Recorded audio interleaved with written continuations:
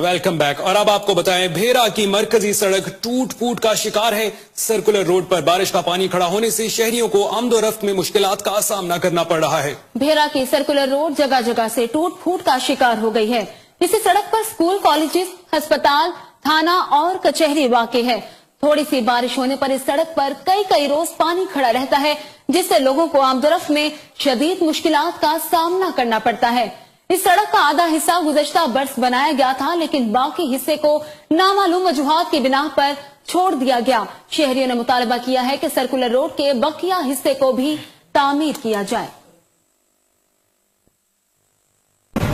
मैं यहाँ ये कहना चाहूँगा कि भेरा के पास हमेशा इक़्तिदार रहा है हर हुकूमत में, लेकिन यहाँ के मसाइल इसी तरह तू के तू मौजूद है। ये आप देख रहे हैं कि पानी तलबाल का बात करते हैं, फिसल के बहुत मुश्किल पैदा होती है। उनके अपने इलाके के बिल्कुल बेहतरीन सड़कें सब कुछ है, और हैरत है कि वोट तो इन लोगों ने दिए थे।